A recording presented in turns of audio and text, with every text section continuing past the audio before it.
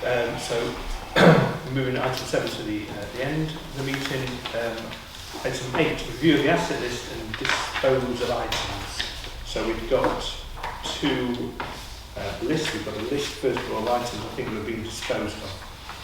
Cameras, laptops, youth club games, and then we've got a full list of assets. Yes, I have discovered, obviously I've come in, I'm fairly new, I've come in, your asset list should be approved every year by full council.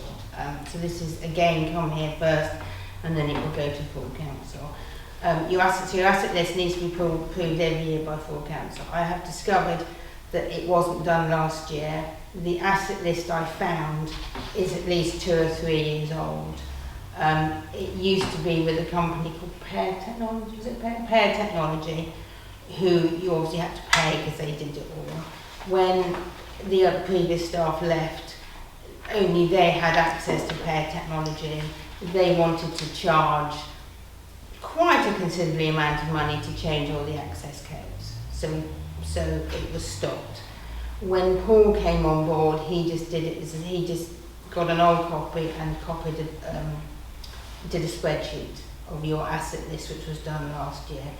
So we have bought the asset module for Realtors, so it is now on Realtors. And obviously, I've been through it, and the bits I'm recommending to be removed is stuff you don't have anymore, but I just can't remove them. They have to be formally. It's a bit complicated. They have to be formally approved to be removed. So you've got the asset, so you have a copy of the asset list, and you've got a copy of the disposal of assets that do require removal. It's just stuff you don't have anymore, but they are still on your asset list. I think that would make sense. I mean, the only thing obviously some of the costings are not right, but we've got to start somewhere. Yeah. We've got to have an asset list to be compliant. I mean, obviously the mug is valued at 10,000 and it costs 63,000, so that blatantly. But it depends what we're valuing and how we're valuing it, whether it's replacement costs or whatever. I mean, well, council asset lists are strange. They're not depreciated at all. What you buy it at, say you buy it for £500, 10 years, it's still valued at £500 on your asset. It doesn't. It's as purchase prices. It's a strange reason. Thank you. I was going to ask, so the van's still valued at the same price as the manager's. Because it's not depreciated. It's at your purchase price. Okay. Do we have any method then of depreciating your assets? No, not the councils. No. The insurance values obviously goes up and down, but that will be on your insurance policy. but usually, for example, things like the laptops in fact, you can normally depreciate those down in 1 year. We can't. Not on councils, no. It's just So what happens if they just stay on the list forever? if you've got them, they stay on the list at the value you bought them for. Right. Okay, so you've got to just actually physically dispose of them. So this is what I want, Okay. I'm with you. So does this affect the balance sheet then, these assets being disposed? Does that mean the council It will affect your AGAR because the figure will be different to last year. And if there's a 15% variance, we have to explain why. So this is why I've done this, and this will go in the file. I don't know what the variance is because I haven't looked at it. But if there's a variance, I can go back and I can send them this and say, this is why the variance, because they've been disposed of. Okay, thank you. Any further questions? No? No. That's good, thank you. Then we move on to proposal, item 9, proposal for any recommendations following the final external auditor's report for 22-23. It's brief, isn't it? It is brief. Yeah. Because I'm doing a lot of talking today, and clients I should I'm doing a lot of talking. External auditors go off what your internal auditors write. So if you had a fairly good, I know a lot went wrong. I can't say, but a lot went wrong. But your internal auditor didn't pick that up. The external auditor only sees what the internal auditor writes, and also and that's why they have the public notice period, so they have questions that, you know, you can write and it costs, but people can write and ask questions. Obviously nobody did ask any questions, so they can only go off what the internal auditor has said. So it's just like a security blanket piece of Yeah. So what, are they actually looking at this? I've only just found the AGAR thing. So the concern with sections 1 and 2, that's been resolved. Is that right? I don't know. I've lost my ego now.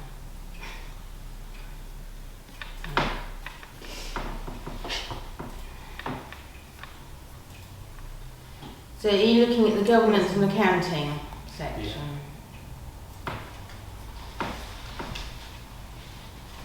Basically, I'm just to establish that they're actually now completely happy with the AGAR. Yes, There aren't any outstanding issues with that. They've now, well, this is the final thing. They should have done this by the end of September, but obviously they didn't get it till January. I mean, I'm not surprised that there isn't too much in it, because obviously Yeah. 22, 23. So they're saying in reviews of sections 1 and 2, no matters has come to their attention to cause great concern. Okay. And then they've obviously put in italics some of the issues.